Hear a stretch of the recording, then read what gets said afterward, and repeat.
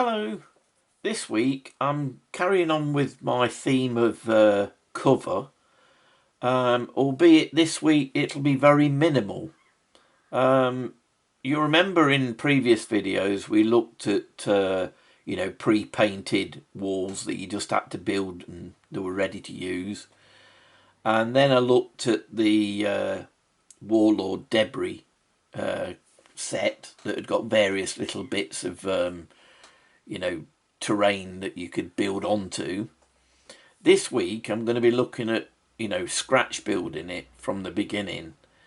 But it will be very minimal cover because what I'm building it for is I need some almost completely flattened buildings as opposed to the bomb damaged buildings that I've already got. I want some that have been totally destroyed. So we're only going to be looking at minimal walls, really. But the thing is with this one, like I say, we're going to be scratch building it. So we're not using any resin parts. We're just going to build it from what we've got. So what I'm going to be doing is I'm going to use my wire cutter to cut this blue foam into wall thick strips and then draw out a wall on it. And from that I can cut the pieces that I need for the, like I say, the very minimal outlines of a building. Right, let me get my wire cutter out. I'll get that done, and when I've got the bits of wall I'll bring it back.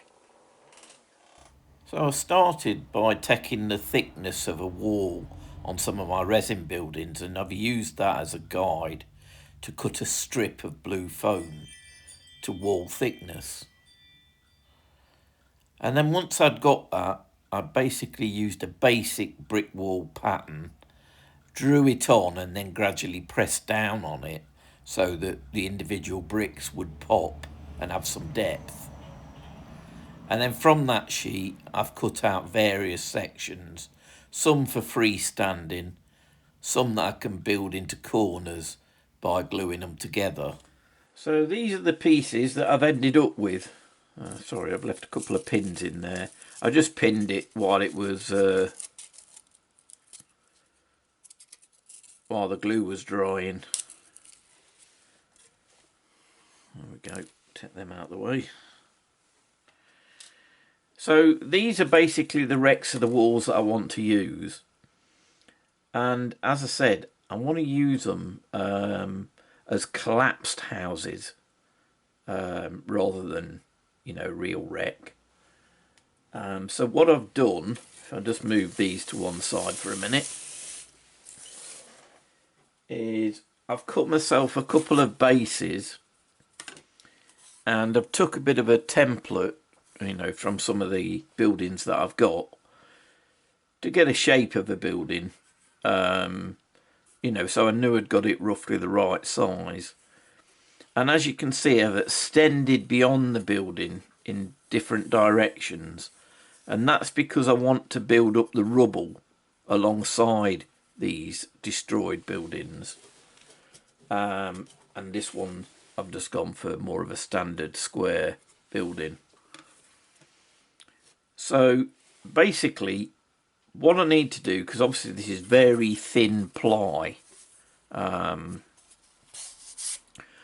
I want to get a bit of a solid base here that's going to form like a rubble mound underneath, so I don't have to use all my bricks and bits and bobs up on it.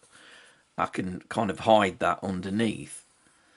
But then obviously I want my bricks in place to form bits of what's left of the outline of the building.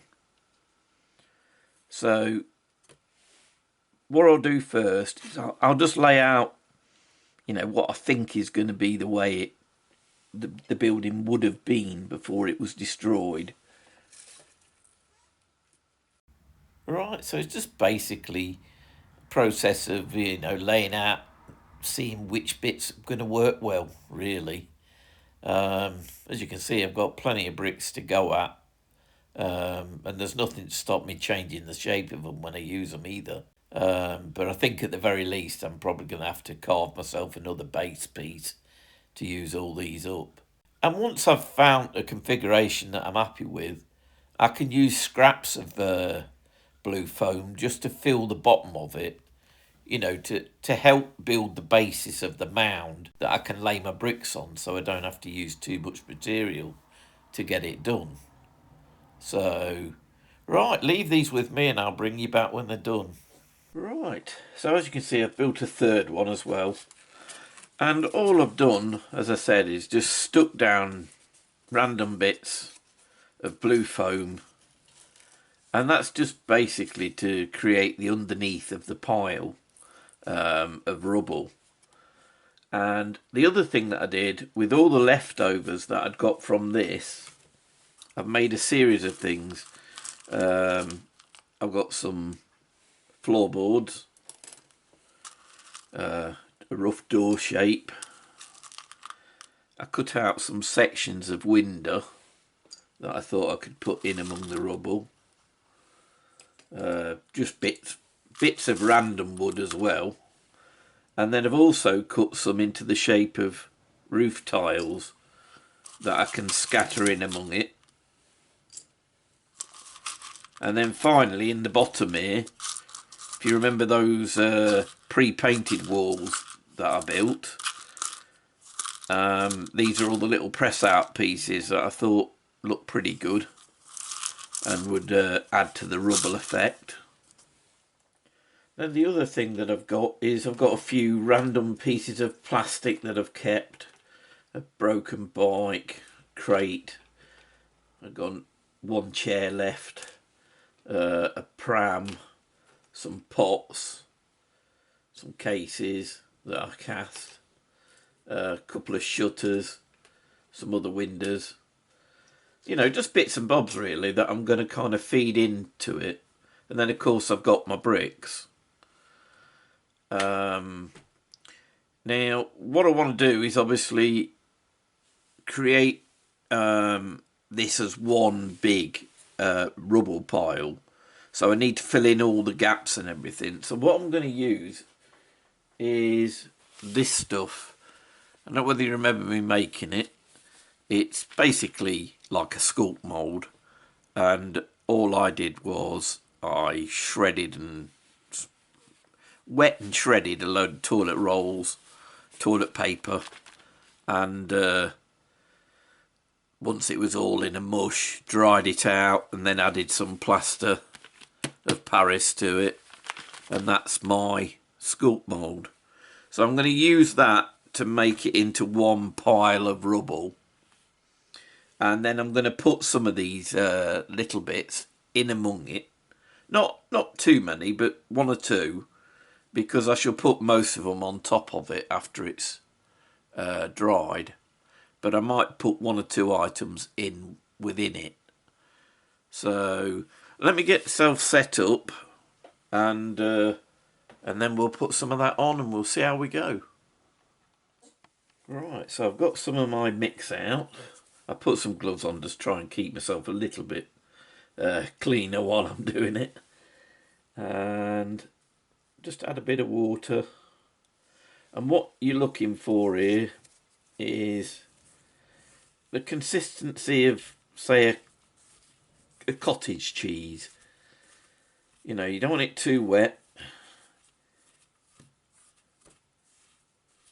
That's not quite right, look, it's still a bit lumpy. So just take your time with this bit if you use any of this stuff.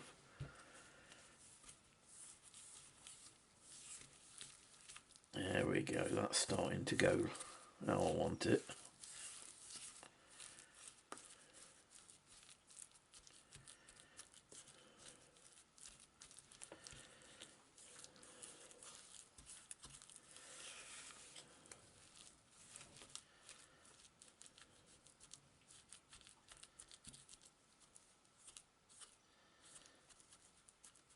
I think I might just add a tinsy bit more.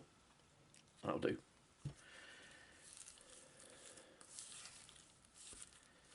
That's it. Just so you can, you know, push it into all the gaps. One thing with this stuff, you've got to work fairly fast with it once you've mixed it up though. Right.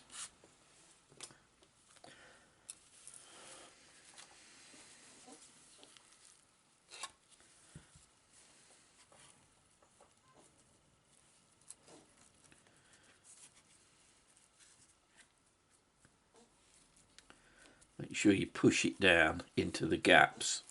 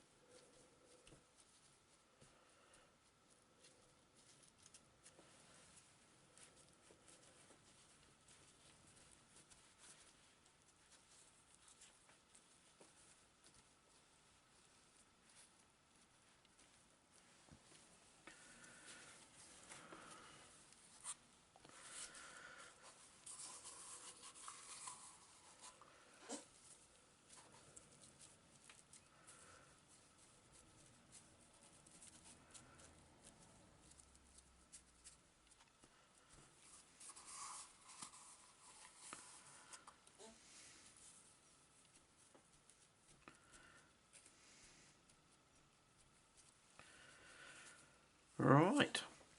I'll get some more mixed up and I'll press on with this, and when I've got this one done, I'll bring you back, we'll have a look at it, and then I can crack on with the other ones.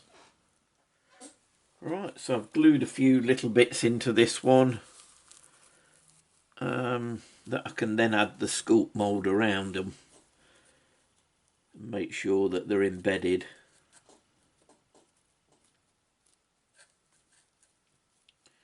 I don't want to cover it too much.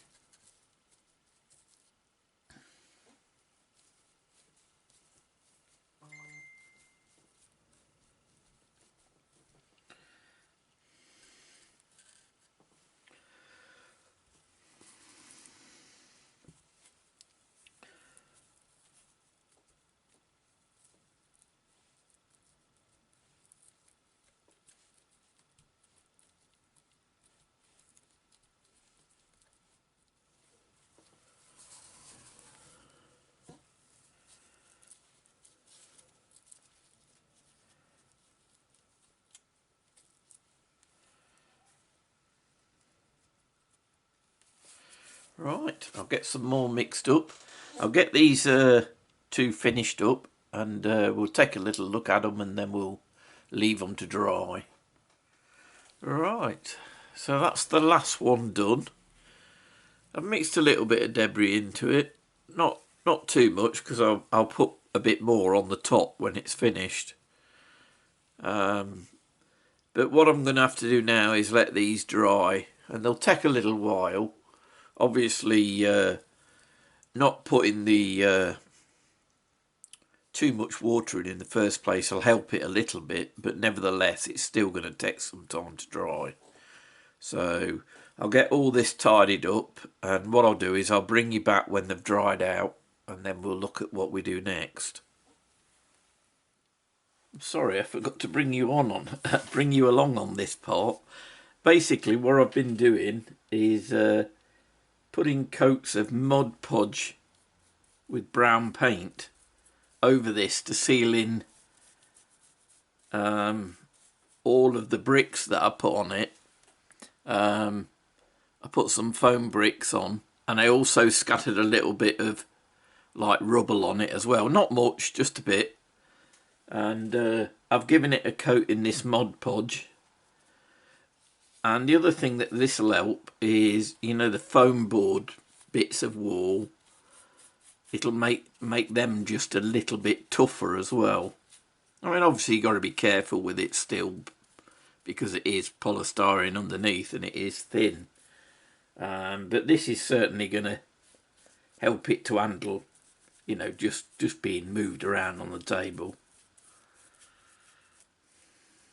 Right, I'll carry on and get these other two done, and we'll come back to these when they're dry. So as soon as these dried, I did apply another cover because I wanted to toughen up these, raised bits of wall, just to make sure that they were nice and firm. And obviously we've put a few little bits and bobs inside all of this, but we're going to be putting a lot more scatter over the top of it. But the first point that I want to do is just to start getting these, walls dry brush. Well, not dry brushed, because we've got to put it on generously first on the walls, and then we can make it more of a dry brush. But first of all, I want to make sure that these are pepped up.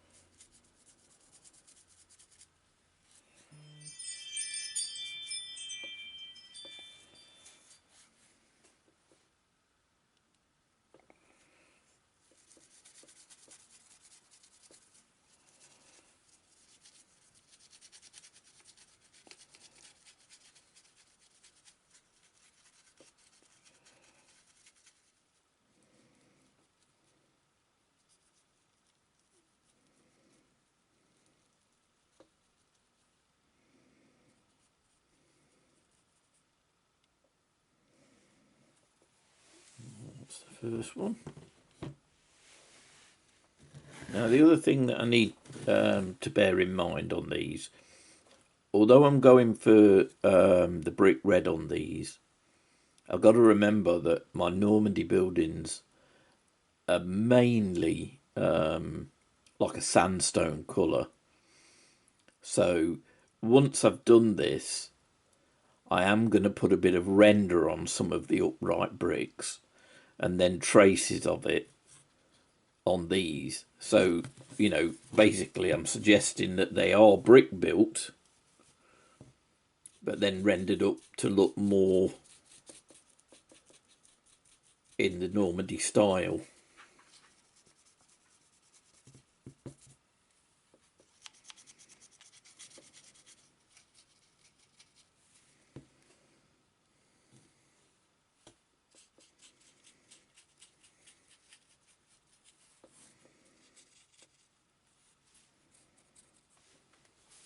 Right, I'll crack on with the rest of these, and once I've got this bit done, I'll bring it back. Right, so now I'm going to put some of the render on these walls.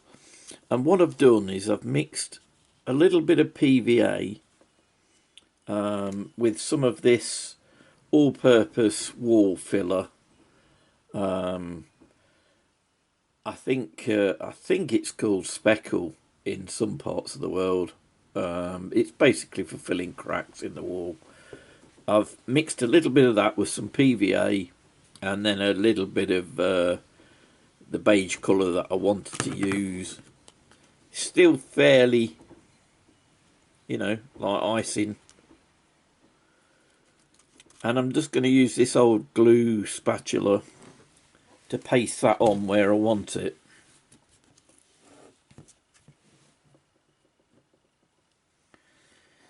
Now it's going to look a bit pristine, obviously, because it's all freshly coloured, but we can look at that later.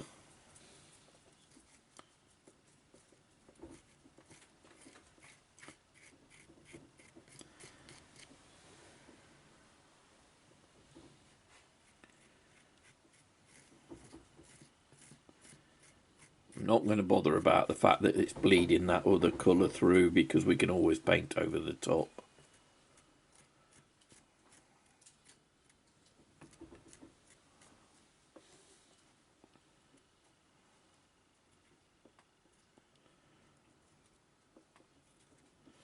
And it doesn't matter if it's not perfect, because some of it will have come off through all the damage, so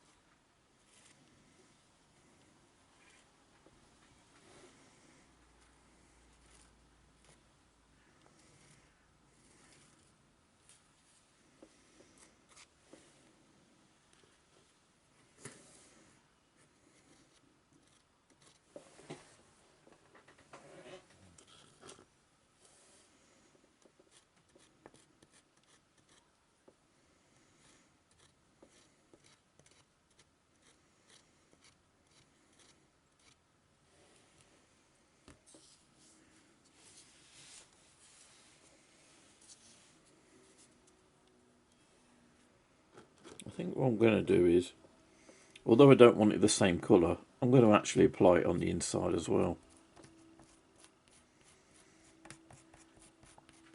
We can always paint that up then to whatever we want it to be.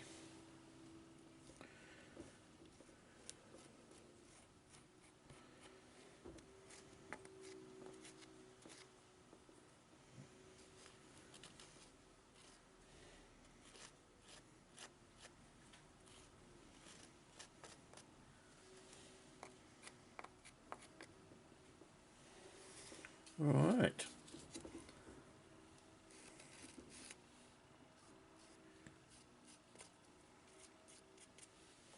Well, that's basically what I'm looking for. As I say, I'll be, painting this up afterwards to make those colours look right and not too bright. But for now, what I'm going to do is do exactly the same to these. There's not so many raised walls, but it won't take me that long. And when that's done and it's dry, I'll bring you back. So, just after I put this render on, I did sort out a few of the floorboards and bits and bobs of window frames and things, and I've stuck them on each of them really, because I wanted to get them down before I start adding the main rubble over the top, which is what I'm going to be doing now. And so what I've done is I've watered down some PVA a little bit, just so I can spread it out. And I'm going to paint this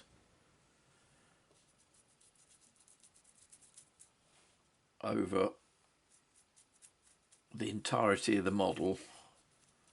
I might do a section at a time, depends how quick I think it's going to dry.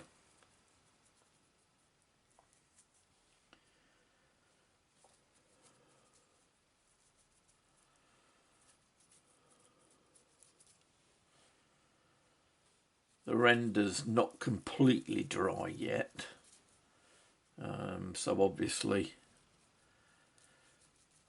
this will give it even more time, and I'll probably wait until all this has dried now as well before touching it up with any paint.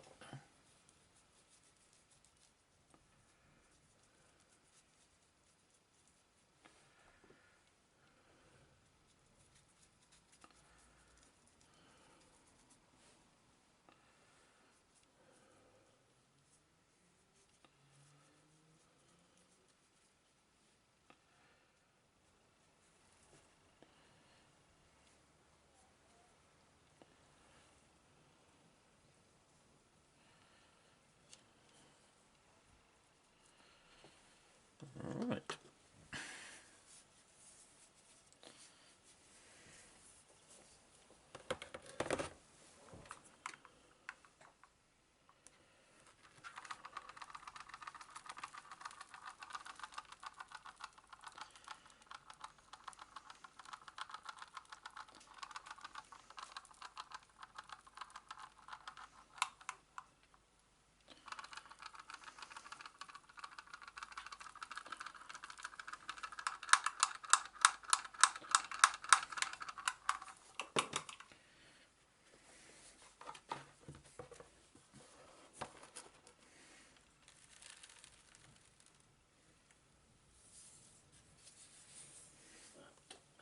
What I have done is I've sifted some of this,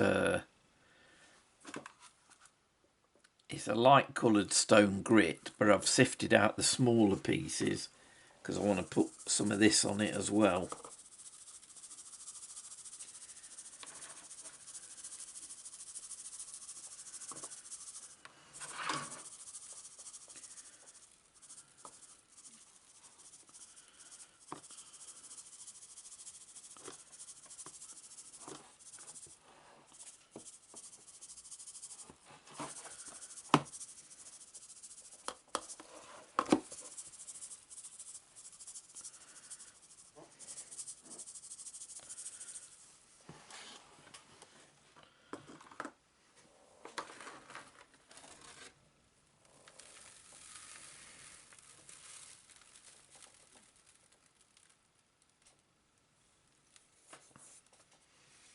So that's what it's looking like.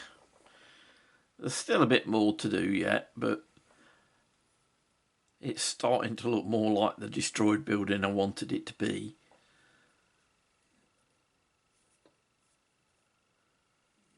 Right, I'm going to let that start to dry while I do the same process to the other two. And when that's dry, I'll bring you back. So I've got to handle these with care because, as you can probably see, they're not anywhere near dry enough. But I wanted to get on with this painting. So what I'm using here is some Army Painter Brain Matter Beige.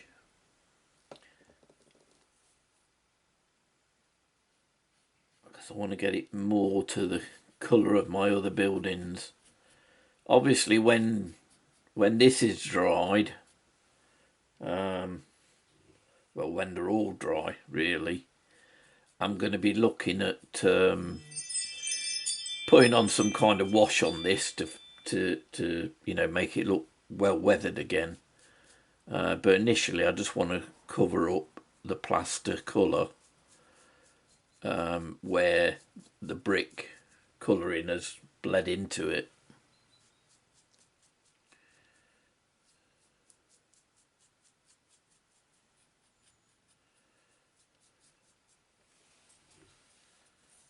So you can see it's going to look more the part with my other buildings now. I really ought to have a bit more patience and leave it to dry, but I want to try and get to the end of this project because I've got some other things that are waiting in line.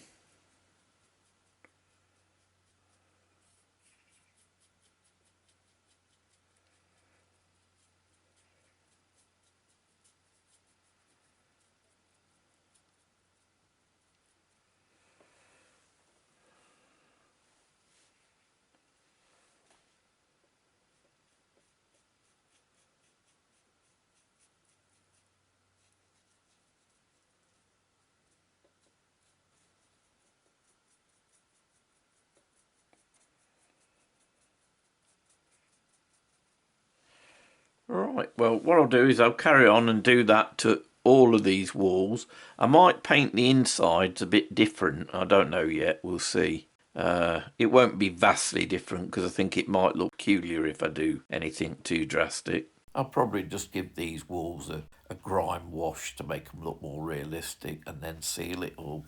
Right, I'll crack on and then I'll bring you back. Right, so they're pretty dry now. Well, I'd say almost completely dry. And it has locked things in very well. I mean, I know there's going to be the odd crumb that will drop off. But I have sealed it thoroughly twice. So I'm pretty happy with the way they're looking. They're exactly really what I was aiming for. You know, completely levelled buildings. It's just basically so I can mix them in with some of the bomb damaged buildings, and it'll, you know, make it look more believable. You know, just have buildings at various levels of destruction. But there is some minimal cover there. There's some good spots for snipers or bazooka men trying to creep up on the back of a tank. So I'm pretty pleased with them. So what I'll do to wind this video up is I'll take a few photographs close up so you can get a feel for how I'm going to use them. And I'll perhaps throw some, you know, bolt action figures on there as well to give you a better idea. Right, we'll go over to the photos. So I hope you've found something of interest in this project. It's not one that you have to follow exactly. You can do what you want with this. You know, you might not want shallow walls. You might want them a bit deeper. You know, there's no set pattern. You can follow the same process to make whatever type of destroyed building you want, really. It's just a question of making sure that it fits in with the rest of your gaming table. But Where they really come to life is, you know, once you start throwing figures onto it. And although there's minimal cover on mine, there's still some nice little nooks and crannies like that, you know, Bazooka Man poking through there. And, you know, it's well worth it. And, you know, at the end of the day, it's not really cost a lot to make because I've used a lot of scraps on this as well. Anyway, I hope you've enjoyed it. I hope you found something interesting. If you have, or if you've got any questions, you know, drop them below. I always try and answer. And finally, if you have liked it, please consider giving me a thumbs up, or even subscribing and clicking that bell for when the next video drops. And I'll see you again soon. Bye.